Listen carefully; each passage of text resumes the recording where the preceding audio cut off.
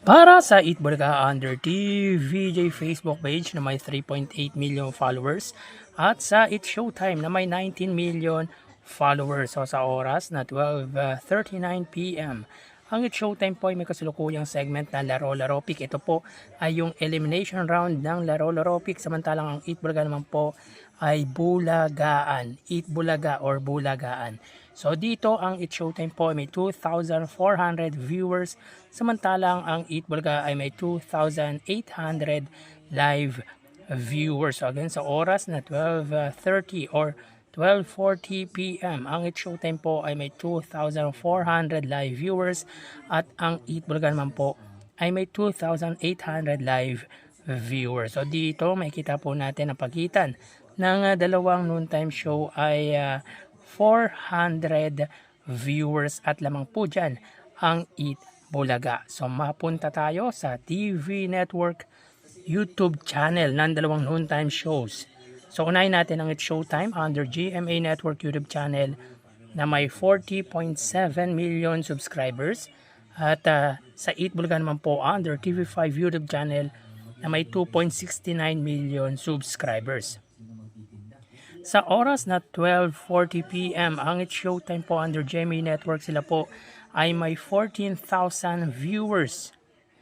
Ang Eat Bulaga naman po under TV5 ay may 10,000 live viewers. Bulagaan University 2026 ang title ng segment ng Eat Bulaga ngayong Sabado. So again, sa oras na 12:41 PM, ang It's Showtime under GMA Network, sila po ay may 14,000 viewers at ang Eat Bulaga naman po ay may 10,000 under po yan sa TV5. So dito ang pagitan po ng dalawang TV stations ay 4,000 viewers.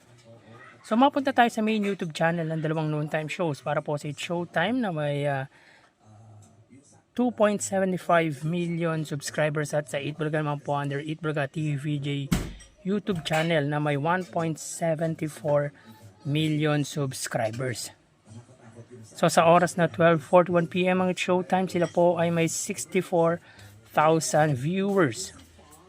Ang Eat Bulaga naman po, sila ay may 96,000 live viewers. So again, sa oras na 12:42 PM ang It's Showtime, sila po ay may 64,000 live viewers at ang Eat Bulaga naman po, sila ay mayroong 96,000 live viewers. So kasama po yung mga clones sa Bulagaan University 2026. Kumpleto sila mga kaparokya. So bali, ang total na nakuha ng dalawang noontime shows ay mga kaparokya, bali ang total na nakuha ng dalawang noontime shows para po sa It's Showtime ay 80,000 at para naman po sa Eat Bulaga ay 108,000 viewers sa Facebook Live. Both noontime show got 2,000 viewers sa TV Network YouTube channel. 4,000 views ang iniangat ng GMA sa TV5 at sa main YouTube channel ng dalawang noontime shows 64,000 sa It's Showtime, 96,000 naman po sa Eat Bulaga. So again, 80,000 ang total views na nakuha ng It's Showtime sa segment na Laro-Laro Pick. Ito po ay yung elimination round at 108,000 total views naman po sa Eat Bulaga at sa segment po ito na Bulagaan University 2026 at kumpleto po ang host ng Eat Bulaga, even ang mga clones ay kasama din po sa segment na ito. Parang si Paolo Ballesteros lamang po ang wala sa Eat Bulaga ngayong araw. So dito ay lamang po ng 28,000 views ang pananghaliang programa ng iconic trio against sa noontime show ng ABS-CBN at ng GMA. At ibig sabihin mga kaparokya, pagdating sa online viewership ngayong araw po ng Sabado sa oras na 12:44 PM.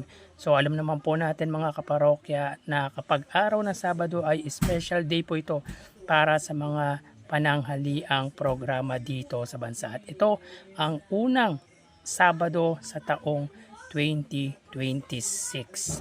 So yan po ang lumalabas sa ating online viewership as of 12:45 p.m. So magpapaalam na po ako sa inyo mga parokya. Magsingat po tayo palagi. Thank you and God bless.